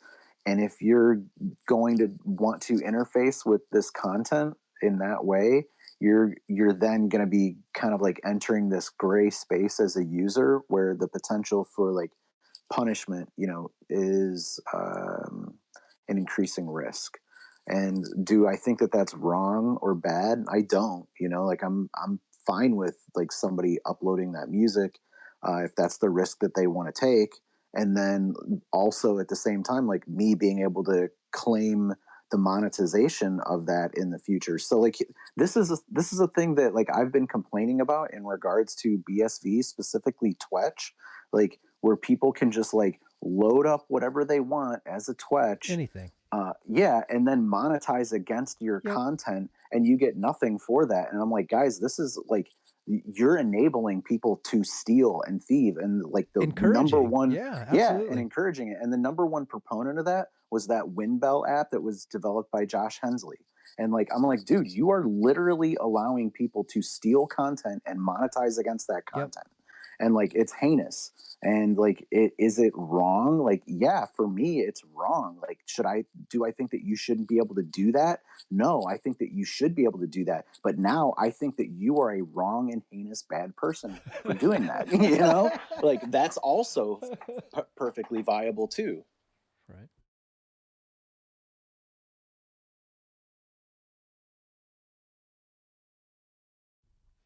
I'd really like to hear, Kev, do you have any thoughts on this? On how these two worlds are? Yeah, I mean, how are these two worlds going to come together? Yeah, just to, you're in such a unique position, Kev. You've been agree with everything everyone else has said, and to sum it up, I think these two worlds are going to continue to come together messily, basically. Messily. Interesting that Canada's calling us terrorists. Everybody on this chat right now is a terrorist. And woof. I mean, but if you're able I'm in the boat evade, where like, look, you know, like Canada is a nice place that we should annex. Well, it's getting closer. Yeah, I'm fully on board that, you know, 51st state, Alberta. Let's do it. It's a very interesting time. I know that. I look at creators like Michael and Kyle and Marty. Thanks so much for joining today, Marty. Very, very great addition. Michael, thanks for inviting him. And you know, such diverse content here. Somebody's making started with a book and then takes it to a documentary, and now they're taking it to an AR platform. We have a content creator that's been in the space for a year and feels like nobody created the content he needed to know how to navigate this space. And he's like, well, then I guess I'll do it. Since nobody else is doing it, I'll do it. And then Marty, you've got to be one of the, I mean, are there a lot of people in your community, Marty, that are doing VTubing? Are you one of the top first 50? Are there 100? Is this a huge category on Twitch that is getting hammered at the moment, or is it pretty open? Yeah, it's a pretty big category. I'm not the first. I might be the first that's in like not specifically Web3, but like operating in Web3. Mm-hmm. Like I have a social token, and I'm building out some interactions that take, that I have like a POAP thing coming that works with Twitch. And so I'm probably one of the first in Web3, but there's a lot. If you type in VTuber and Twitch, you'll get results for days. I will check it out. Are you happy with the way Twitch is developing and the way they're rolling out things for creators? Do you see yourself there for the foreseeable future? Are you looking at other platforms? Anything you'd like to share on Twitch? So Twitch I like because it has, there's a lot. They make Twitch super like you can dig into the API, and you can play with different dev tools that they have available, and that makes it easy to bridge between different applications like Unreal Engine or Unity. So I haven't even seen what they're, the new things that they're working on, but that's the reason why I'm sticking with Twitch for now. Hey, Kyle, can you send me a link to your video series? I'd like to see it. Oh, absolutely. I'll share in a moment. Thanks. Thanks. Oh, and to clarify, I do have a free video series on YouTube that I've been working on over the last year. But I'll also be releasing a kind of paid video series called NFTU in the upcoming future. But I'm happy to prepare those free materials for you now. Hey, Kyle. Yeah, send them over. Kyle, why don't you tell us a little bit about your project that really got you into the crypto space? And, well, I guess not got you in, because you came in just on your own passion and curiosity, about the first project for the Nas Academy that you participated in. Would you like to speak on that a little bit and maybe share a little bit about your experience along that path? Yeah, absolutely. I mean, it was really surreal. I guess February last year, I watched this video online, and it was about this company that purchased Beeple's NFT for $69.3 million. And it came from Nos Daily. And the guy who bought that NFT was basically like, yeah, I wanted to do this and just reinvest in the crypto space in general. I made hundreds of millions of dollars off of Bitcoin just from continually reinvesting since I was a child. And I mean, that was mind blowing in its own right. But it's given me the opportunity to connect with so many talented content creators. Like John Uche is one of them, and he was just doing an AR NFT with Paris Hilton. And I mean, he's had Logan Paul, Jake Paul, Danny DeVito on his interviews and so on. But it was a whole group of people that got to learn more about content creation, about marketing, and about NFTs together. And so the projects that we've worked on have been really fun and entertaining. The Octoheads creator came out of that. And so I got to see firsthand how someone who was living in a very small apartment in Toronto um, suddenly became a multimillionaire because of NFTs. Amazing. Yeah, and the cool thing is, like, we just started off a year ago. I interviewed him on Twitter before everything blew up, and it's me, him, his wife, and like maybe one other person in the audience. And then within a few weeks, he sold out his collection. They've done so much with integrating it into wearables and airdrops and physical events. I mean, you can go to his wife's restaurant if you hold an NFT and eat for free. Wow. Which is, yeah, it's just really fun. So you get free pad thai if you show them your Octohead. Wow. Yeah. That might have got me to buy one, actually, Right. So like that was my intro to seeing how these NFT projects develop. And I mean, it was good and bad because I got to see, but the first thing that I looked at, this person became a millionaire for, these pixel drawings. Yeah, I guess you're right. It's Yeah. so easy. All I got to do is fire one up.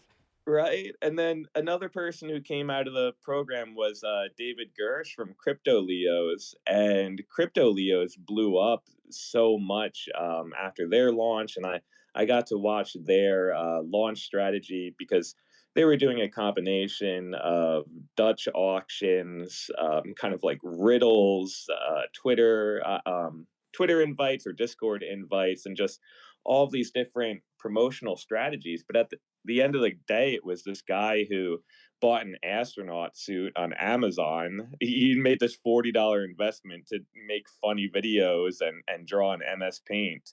And then, he became a millionaire out of it too. So it's just seeing the insane possibilities come out of this space and documenting it. I learned so much because in order to make videos about any of these projects, I had to, learn it in and out, make sure I understood the technology behind it, know exactly what they were doing. And I just got to see so many projects, do well or fail or kind of linger and, go back and forth in the market. And all that had prepared me for everything that I'll be talking about in the upcoming course, NFTU. Awesome. Looking forward to that, Kyle. Looking That's forward to awesome. having another chat with you too about your plans and your drops here in the upcoming week. Yeah, Absolutely. Thank you. absolutely. And I just wanted to thank everybody. I actually am at the airport, so sorry if I was chatting a couple of times and got a little noisy in the background. no, But it's I'm been about fine. to jump on a plane, but this was awesome to hear all the stories and all the cool projects that are coming out. So we're Anything obviously else you gonna want to keep say doing before this. you head out? No, I mean this. Everybody needs to remember that we're we're recording this and putting this out as a, you know, long tailed podcast that'll be available. You know, Cam, the genius over there, figured out how to get the podcast set up and get it going to Twitter Spaces, but Twitter also locks it up. Twitter also locks up all the content. So getting it out and getting it onto Spotify and iTunes and etc. So when we start to release those, we'll tag everybody in here. So, you know, Michael and Kyle and Marty and everybody who's chatted. So yeah, you know, we're excited to have this series and excited that everybody joined here. Saw a couple other ones like Slick joined and Gunner joined, and you know, love this community. So this was awesome, and I'm gonna jump on this plane now, but I'll be in the Discord and see you out there.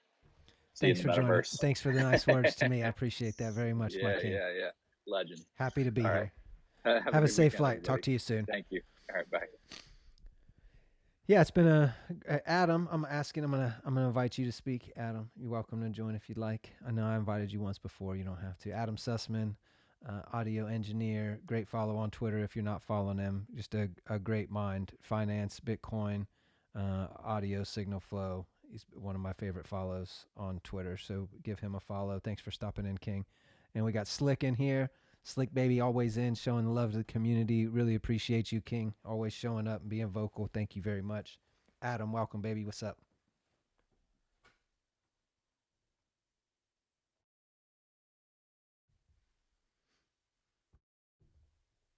That was the greatest introduction I've ever heard. You guys rock.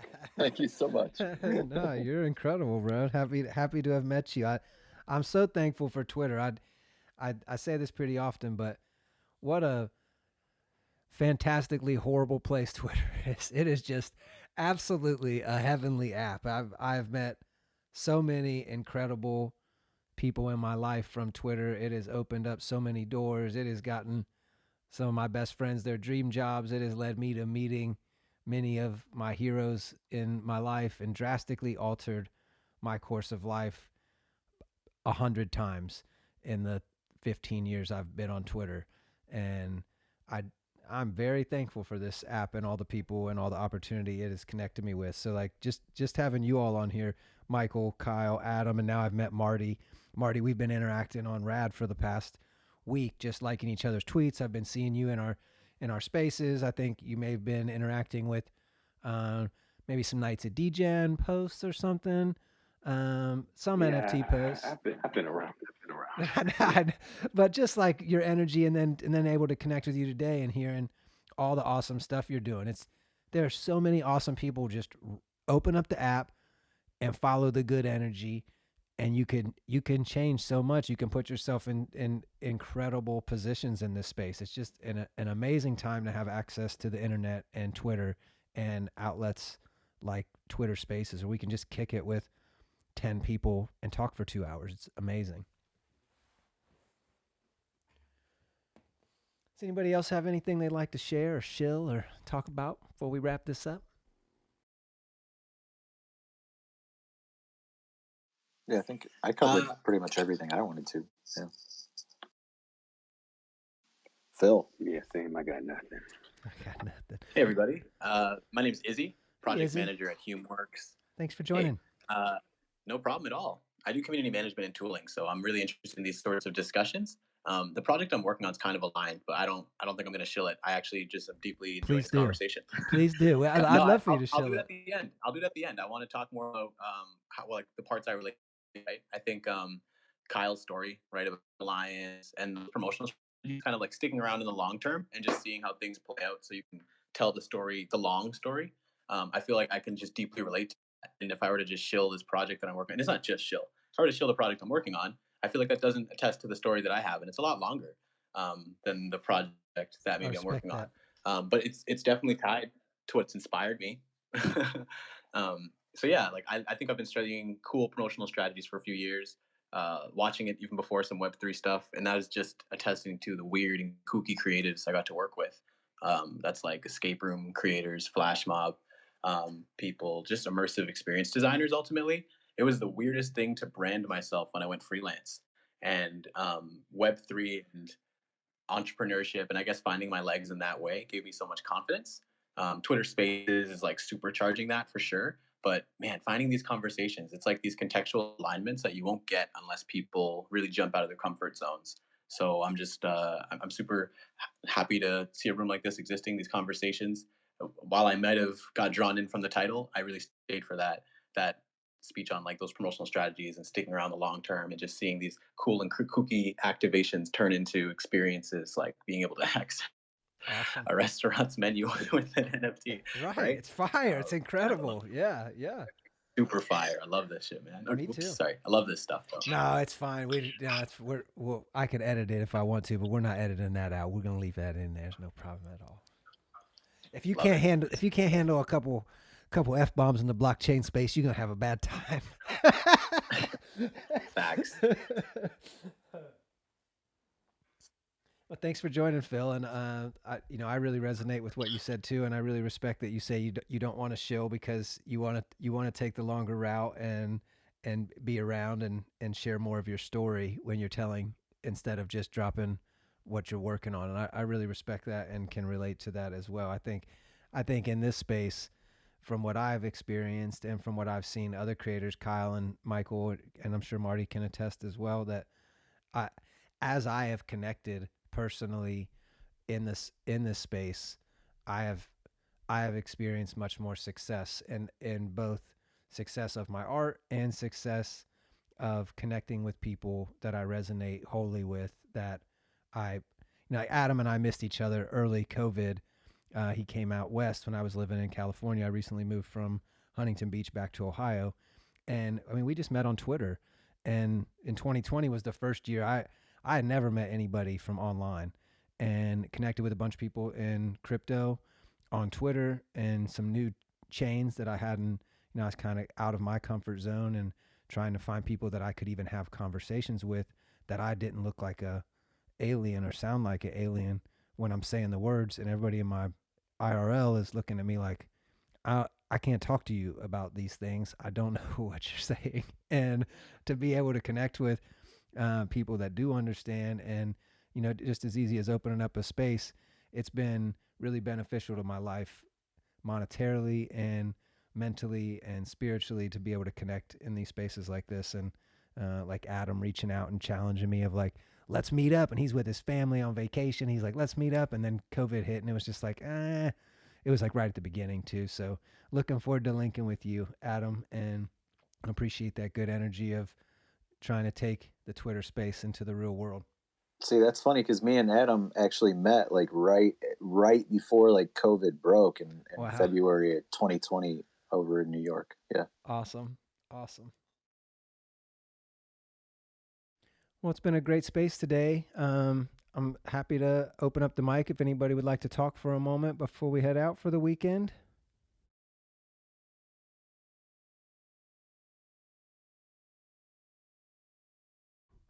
If not, then we'll keep it moving. Thank you to everyone that stopped in today. It was beautiful, beautiful space. This is our third one, and I'm having so much fun. I keep going. I like talking though, so I know you all know that already. But I had a really great time today. Thank you, Michael Finney, MDF_365, Kyle Mezzacappa, Kyle and Out, and POORMARTY for joining. Really awesome space, and thank you all for your time today and sharing your stories and all the creativity and ideas you're adding to the space, and especially positive energy. Don't let me forget that, because I think that's more important than anything else. Everybody can show up. When you're showing up with the energy you all are, it inspires people. And Phil coming in and giving us that good energy of he stuck around because of the energy that was being shared and what was being said. That's I think what everybody's trying to do here, and find people that are like-minded, headed towards the same place, and seeing a future of inclusivity and less friction for artists and creators and all of these other businesses that Web3 is slowly eating. This has been episode 3 of Non-Fungible Television, and I appreciate y'all tuning in. We'll be back here next Friday at noon. I'm not going to say who the guest is going to be. We're not got it all lined up. They might be here next week, maybe a week out, but we've got some big announcements today coming in. Our Discord from our community update. It'll be posted by Tony here in a little bit in Discord, and then it'll be updated in Medium. But we've got a lot going on. You could check out app.rad.live and poke around a little bit and see what's going on, see what Kevin's been up to. He's been crushing it. And I'll leave you guys with this. Rad is very close to implementing multiple chains and multiple login options for different chains. And we got a lot of exciting things coming in the next couple weeks. So stay tuned, and thanks for tuning in. Have a great weekend, everybody. See you next time.